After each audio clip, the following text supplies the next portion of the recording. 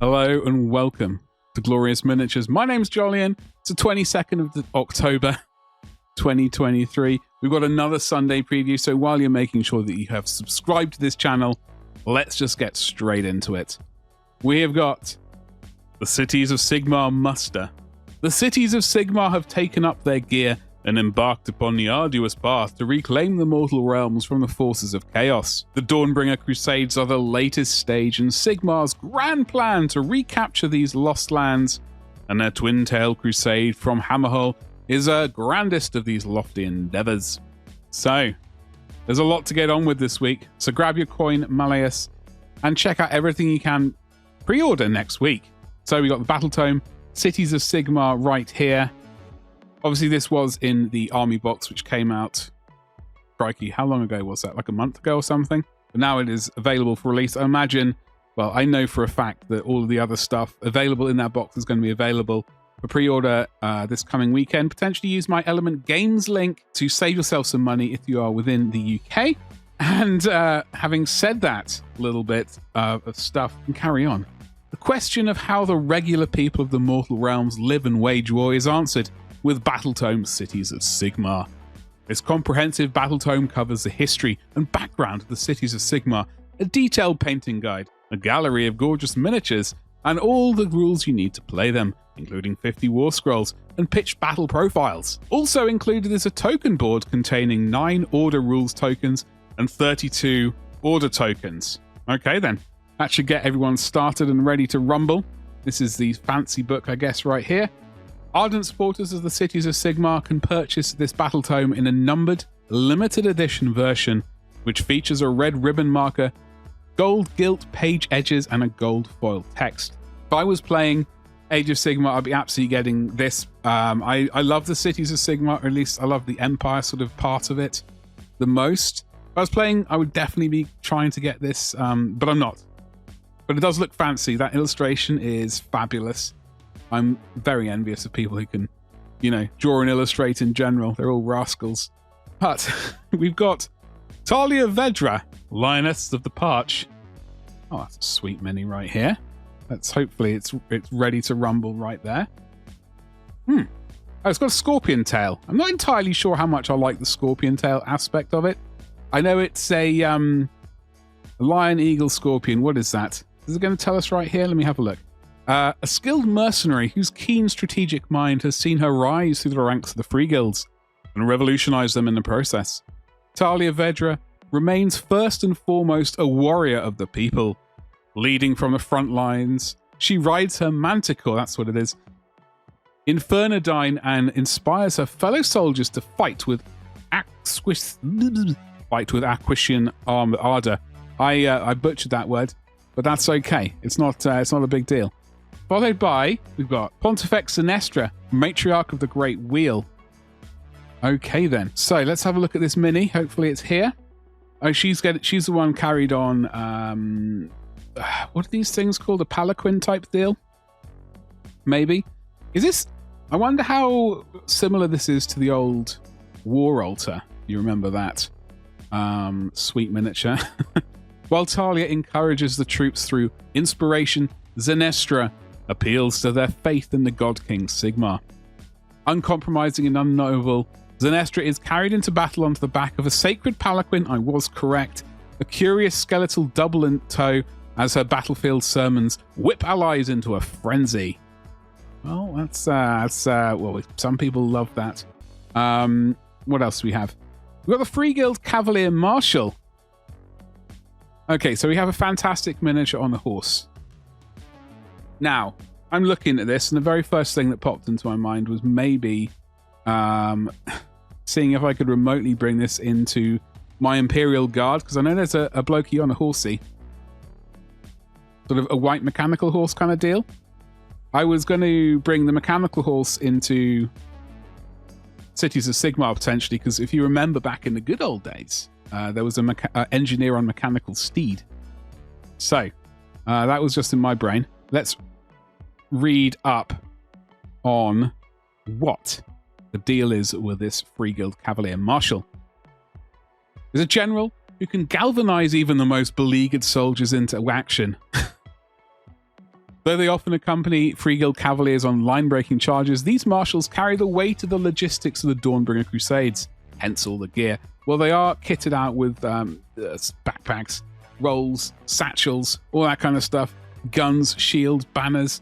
They got all the stuff. They got a massive tactical rock. What's not to like about them? Followed by the Free Guild Marshal and Relic Envoy. Okay, so we've got two different options for these ones right here, as you can see. Capes, very important. The most important aspect of, frankly, all miniatures as far as I'm concerned. They don't have a cape, they're not worth talking about. Unless it's a Titan. But a Titan with a cape would be the most majestic thing ever. Okay, let's read up about them. Free Guild Marshals are not just master strategists. They're also more than handy in a fight. These veterans prefer a ground-level view of combat, sending ordnance down the line of battle via their relic envoys. The Marshal themselves had a wide array of build options, including 3 different heads, options for a shield in either hand, and a choice of weapons. Well, we like a choice of weapons. We also like the look of this next set of miniatures right here. The Free Guild Command Corps. Well, hello there. Good to see you. Free Guild Marshals know how to delegate, and so on their Command Corps, an eclectic bunch of characters, each with their own specialization. The group consists of a powerful Arch Knight, a flag-waving Great Herald, an ever-watchful Whisperblade, a grim War Surgeon, a morbid Soul Shepherd, and their loyal mascot Gargolian, with a bevy of cosmetic customization options. I'm glad customization options exist, so you can probably maybe run a couple of these, potentially. You can certainly use these in other armies or warbands. I'm not entirely sure about the dragon pet thing at the back, but whatever. I like the knight with the axe a lot, and the one with the banner. I reckon the one back here, this surgeon thing, that looks ripe for kind of Necromunda. I don't know, I'm just getting Necromunda vibes. And this one, the thing at the front. I'm assuming that's a weird assassin or something. Anyway, let's scroll down. We've got the Alchemite Warforger. Hello there, with his big old bucket of soup. The Cities of Sigmar aren't equipped with the soul-stealing scythes of armor that thrums with magical lightning. Instead, they make do with humble gear forged in city smithies. However, the Alchemite Warforgers can imbue base metals with powerful shamanic energy, turning regular swords and axes into blazing weapons and magically reinforcing shields and breastplates. Well, those are always a good thing. We like magical armor, we like magical weapons, and this person has his stew pot with a really hot oxo cube ready to rumble. Right, scroll down. Aha! As soon as I saw this, I instantly thought of, was it the Adeptus Mechanicus thing from the other week? Was it just last week on the reveal with the really long legs? This is the superior option. I already like this way better. I'm absolutely getting this. Even if this is the only purchase I do from this week, I think it's absolutely this. I absolutely love this miniature. I don't know why. It's just great. Let's have a proper look at him though. So he's got his mace. He's got his big old shield. He's got his bloke on the back with a sniper rifle and a little sort of pirate bird's nest kind of deal going on. It's great. What's not to love? That is my question to people reading this or indeed watching this video. What is not to love? The Cities of Sigmar make great use of the Castellite formation in battle, and the mobile watchtowers of this living fortification are Fusel Mages riding atop Ogre Warhulks. The Fusel Mage snipes enemy targets and relays their maneuvers, while the Ogre Warhulk hefts a towering shield and a hefty club to defend their allies. Followed by the Free Guild Cavaliers right here. We got some people on horses, got a banner, we've got a leader. We have a musician. Who knows if we have a musician in this day and age, but it's always a good thing. Bit of music as you're going into battle. Let's see what they have to deal with. Free Guild Cavaliers are not born to their station. No. They prove their worth as veterans of many battles. These mounted fighters can carry fine gear that they have either earned through lengthy service or carried from their ransacked ancestral homes. This kit features a myriad of options for you to create units of uniquely majestic knights. Okay then, so they're not born into it, they actually have to work for that honor. Well, that's always interesting. I guess that's a bit better from the Bretonians, right? And we can scroll down to the Free Guild Fusiliers. Although the mortal realms... Oh, wait, let's have a look at these, actually. I like this one on the far right. He's just leaning forward.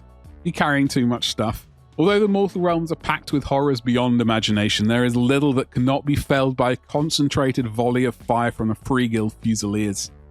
Should a target somehow survive to attempt a retaliatory charge, their defensive line will form up behind their heavy pavises, reload and unleash hell once more. That's what I'm talking about. I love a gun line. I think they're great, and I know, and I know a lot of people hate them, which kind of makes it even funnier. Anyway, so we've got the Free Guild Steel Helms. All right, these lads. Here's a person with got no steel helm. He's just got a club. That's all right. Well, we all like clubbing. Along with the Free Guild Fusiliers and the Free Guild Steel Helms make up the defensive walls of the Castellite formation. With discipline, determination, and unwavering faith in Sigmar, these humble men and women go toe-to-toe with hulking orcs, gibbering demons, and undead fiends to secure their place in the realms. Okay, well, we got another battle line. Okay, fair enough. We got upgraded from the old sword and board to the new version, I guess. Pretty snazzy. And obviously we need cannons and things, and here we go. The Ironweld Great Cannon is right here, ready to do a lot of damage on the battlefield, no doubt. I like its loading arm right here. This person is absolutely having a swig of something to drink while they're waiting to reload. Very important. The gate of the Castellite formation is the Ironweld Great Cannon, protected by a thick shield. This mighty artillery piece is manned by an expert crew to ensure it fires a constant barrage of cannonballs, shells, and grape shot. Firing only ceases when the cannon wheels forward to allow Free Guild Steel Helms and Cavaliers to sally forth from within their living fortification. All right, okay, I kind of like the idea of that. Holds the center of the line, and it sort of moves forward to allow people out, and then no doubt shuffles back to complete that sweet gun line. And then we got Dawnbringer's Book 3, The Long Hunt. The current major focus in Warhammer Age of Sigmar is a twin-tailed crusade, now marching across Akrishi and Girion. After a disastrous clash with Grots, Trogoths, and the Sons of Behemat, both prongs of the crusade trudge on, bowed but not broken, in Dawnbringer's Book 3, The Long Hunt. Okay, we got some artwork for it right here. Someone flying around on a dragon. Oh, it's the future. It's the future chaplain conversion flying around on a dragon. Now powerful new allies in the Dawnbringers. As the Akrishi tail meets the Gore-Tide and the Gyronite tail battles starving Ogre Gorges. This supplement continues the epic narrative and includes rules for 4 new Armies of Renown and the second part of the Cities of Sigmar Path to Glory campaign with branching paths, boons, and setbacks. All right, then, I know I'm butchering the is it the 7 or 9 worlds of Age of Sigmar? I can't pronounce half of them, so I do apologize a little tiny bit. That is a special book cover right there. Celebrate the next leg of your glorious campaign with a limited edition of Long Hunt, which features soft touch full cover art with gold foil lettering, a blue ribbon marker, and gilt page edges. The edition, displaying Ionis Cryptborn and his regal steed Thorak in all their glory, is limited to just 300 individually numbered copies. Talking about individually numbered copies, did anyone manage to get their hands on Book 2 of the End and Death? I've forgotten the name already. The Siege of Terror hardback book. I have seen multiple people just absolutely gutted, basically. They had it in their cart and they were checking out. I've seen PayPal crash. I've seen the website go down. Thankfully, I'm not into collecting the hardbacks because I missed out. I only sort of, I guess, got back into the hobby sort of halfway through it and I'd already missed a bunch. So thankfully, I wasn't kind of already on that path of having to kind of collect them all. But I know so many people missed out on it and it absolutely sucks. That system needs fixing. Anyway, let's stay on focus. We've got the Black Talons. Neve Black Talon is Sigmar's foremost assassin, head of a specialist group of elite warriors. Neve, Hendrik the Silver Wolf, Rostus Oxenhammer, Shekinah Golden Blade, and the mysterious Ardeneth Soulscryer Lorai, Child of the Abyss, are heroes who starred in Warhammer TV show Black Talon and now immortalized as 5 characterful miniatures right here. Okay, so that is I did miss out on Neve. Is that miniature now? That's a different miniature now, isn't it? I believe she used to have... I think it was a different post she was in, wasn't it? I can't quite remember, but let me know. I've made a drastic error there. And we've got rules for these. Using these Stormcast special operatives as a regiment of renown are featured in Dawnbringer's Book 3, The Long Hunt, just in time for Neve's full-length Black Library novel. What a coincidence. Followed by Cryptborn's Stormwing. Do we have an image of that right there? We've got some dragon-type things flying around with... what are they called? Stormcast Eternals on their back? I'm sure they have a proper name. I guess we'll find out right now as I read it. Ionis Cryptborn has returned in a menacing new form as the Warden of the Lost Souls. Mounted atop the mighty Draconith, Thorak, this living legend soars among the skies, calling down scouring maelstroms with prayers to Sigmar. The box pairs Ionis with 2 Stormdrake guards, one of which can be built as a Knight Draconis, making it the perfect start to a Draconith Skywing, a new Stormcast Eternals Army of Renown which can be found in a Long Hunt. What a coincidence! All tied into buying these new book. Get your new regiment. Followed by the Blades of Bethanos. We have them right here? Yeah, we do. We got the flying things. Were these not released already? Or were they just teased? And we got some wood people there, and we got something on a weird looking bug.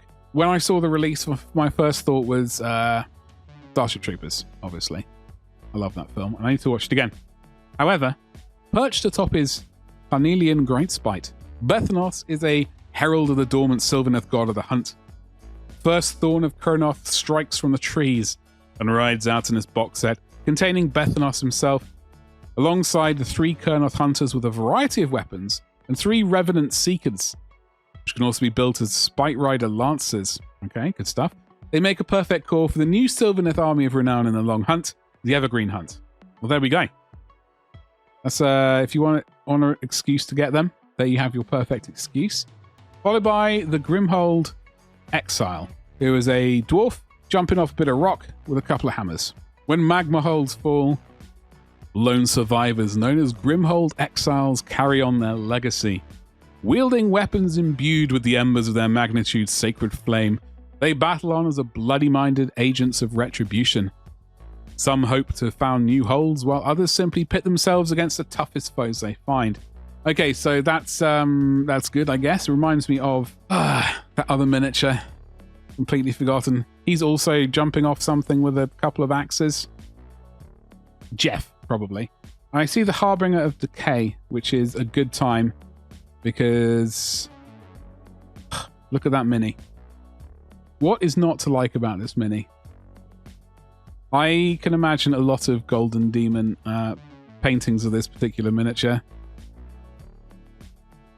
Absolutely delicious. I will be getting this at some point. I don't know if I'll be ordering it straight away. Because literally I'm about to pack up all my paints. We're moving into the new house beginning of December. And basically I'm going to be camping there for basically while my studio gets built or renovated or whatever the word is. I don't know how long that's going to take. It's going to take a bit. But my paints are finally packing up. I am going to continue these videos though. So I guess that's a good thing. Just the painting's going on hold. Even more. Let's get into this particular bit. Riding withered steeds. Harbingers of Decay are morbid soothsayers who herald the arrival of Nurgle's decaying legions. Dour and humorless. They directly invoke Grandfather's pestilent power, saturating battlefields with rot and disease. The worst of these maladies is the Shudderblight, which causes the doubts and insecurities of its victims to manifest as weeping black boils. Well, that's charming. Okay, so this mini is finally available. I see a Horus Heresy thing. Hey, let's have a look what that is. All right. The old big wingy chap himself. Look at him, Big Jeff. With... my first thought... Well, one of my first thoughts is I would absolutely hate to transport this miniature.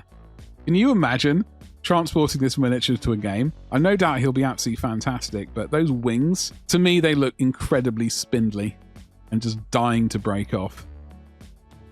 Which sucks, because I gotta say, like, I dig the mini. The mini is pretty sweet. What do you reckon? He's finally becoming available, though. That's pretty amazing. Those traitor Primarchs who gave themselves fully over to the ruinous powers swelled and changed with the malevolent power of the warp. Fulgrim's metamorphosis is dramatic indeed. The serpentine, demon form with vast wings and additional arms. A deadly duelist before his transfiguration, Fulgrim is closer to perfection than ever, but still seeks to attain even greater glory in one-on-one combat. While he is all snaky-like, he's fully upgraded, but he's going to be out, is he? This show-stopping Forge World resin miniature is befitting of one such as the Primarch of the Emperor's Children. His rules are contained in Warhammer the Horus Heresy, the exemplary battles of the Age of Darkness, Volume 1. So, there we go. I've already ordered that book. Hopefully it'll be arriving. I'm actually having it delivered to my new local store, so it's going to be a bit of time before I get my hands on it, but I have ordered it, thankfully. Followed by, we have got delayed deployment of the Traitor Champion console, initially announced for release in October. This will now go on pre-order in November. Okay, I remember that. Loyalist dogs may keep their heads for a few more precious weeks. That is true. And as I said in a recent article, maybe top right or somewhere I can link below, the Sons of Horus are getting kind of tempting, and it's concerning. What am I going to say? We've got a book on Black Talon right here. 5 powerful champions of chaos have discovered the existence of a long-buried weapon with incredible destructive power, and their plans to uncover it threaten the mortal realms. It's up to Neve, Black Talon, and a hand-picked team of Stormcast Eternals to hunt them down. Black Talon by Leanne Mercier will be available in hardback, ebook, and audiobook formats. Okie dokie. We got The Red Gobbo Rides Again. Beloved by Gretchen everywhere, the Red Gobbo is a symbol of revolution and freedom from the brutish tyranny of the Orcs. When the Gorots of Bloodaxe encampment fall into a malaise, the Painboy Stimmer realizes the only promise of the Red Gobbo can stir them from their very deep depression, and sets about creating his own using science, cunning, and some good old-fashioned Orc violence. The Red Gobbo Rides Again by James, I'm going to butcher that name, I can't even risk it, interrogates deeply held beliefs about Grots and Orcs, and will be available in hardback and ebook versions. Yeah, no, I can't. I will butcher that name. Do apologize. We've got the Galaxy of Horrors right here. Life in the 41st millennium is a constant battle of survival. In this vast setting, there are countless tales to be told, and the collection gathers 20 short stories featuring 15 authors, including Denny Flowers, Victoria Hayward, Mike Brooks, Danny Ware, and Robert Rath in paperback or ebook. Another delicious omnibus there. Followed by Untamed Realms. In the vast and dangerous mortal realms, the very gods themselves battle for control of territory inhabited by civilizations and beasts beyond counting. There are as many stories to be told as there are people, and this anthology of short stories features 13 different stories by 10 different authors like Richard Strachan, Chris Thurston, Noah Van Nuygen, and David Geimer. It's a fantastic glimpse into the wider world of the Age of Sigmar, coming in paperback and ebook. Followed by another book, God Eater's Son, the Vulture Lord. Deepen your understanding of the mortal realms with 3 novels released in paperback for the first time. God Eater's Son by Noah Van Nuygen. I butchered that name, I'm sorry. The Vulture Lord by Richard Strachan, and Bad Loon Rising by Andy Clark concentrate on less explored elements of the Age of Sigmar, the lives of those enthralled to chaos, death, and destruction. Some delicious artwork. They've got some fantastic illustrators who do work for them. Eesh. Then we've got Elf Slayer. Hello there. The classic Gotrek and Felix novel Elf Slayer by Nathan Long returns in audiobook format. The unsung heroes of the Empire travel to Marienburg to fulfill a request from Felix's father, but an unexpected counter lands them in the middle of another dangerous adventure, and this time the Dark Elves are involved. I loved the... I've completely forgotten the name of the omnibus now. The Empire sort of focused book. What is it called? Came out quite recently. It was an omnibus. Bunch of stories about some naughty people who were basically coerced into doing naughty missions for people. And I thought it was fantastic. I suppose I should start reading these Gotrek books, although It's not Empire focused, like Empire characters, which is my personal thing I like. But maybe I will check out these new ones. Warhammer Plus stuff, which we don't really bother here with. Maybe once this channel grows, once we've improved and sort of grown this channel, maybe I can afford to get Warhammer Plus, and we could maybe look at that as well. I don't know if that's even an interest. Let me know in the comments, though. This is obviously a Cities of Sigmar kind of focus, or Age of Sigmar heavy release date coming this Saturday. We got Fulgrim. That miniature has been up for pre-order, though, this week as well, which is a good thing, I guess. So, with that in mind, are people remotely interested in anything? From this, that geezer on the back of the orc, not the orc, the ogre, with the sniper rifle, very tempted. Definitely get that at some point. And the Harbinger of Decay. That's it for me. Whether or not I order them this week is probably 50-50. It really depends on how early I wake up on Saturday and if I'm in a huge rush or anything. I'd love to know what people are interested in. Folks, with that being said, do check out my website. I am in the process of adding stuff to the store, although you won't be able to see that stuff. It is all getting added in the back end, and hopefully there'll be a redesign over Christmas. I would like it to be going live January or the beginning of February, but up until the studio is finished, that's not a guarantee. However, do check it out. Sign up for the newsletter there, so you get fully up to date on all the blog posts, etc. And also, while you're doing things, do make sure you liked, subscribed, hit the bell for notifications, so you don't miss those new videos. Yeah. We'll be putting out new videos once the new studio is done, painting specific videos. And as I've said before, this particular kind of video, the Warhammer Community Sunday Preview, will actually end up being a live stream, just for sort of an hour on a Sunday evening to relax and have a little chit chat. That's all I've got to say. Thank you so much for watching, and I'll see you in the next one. Goodbye.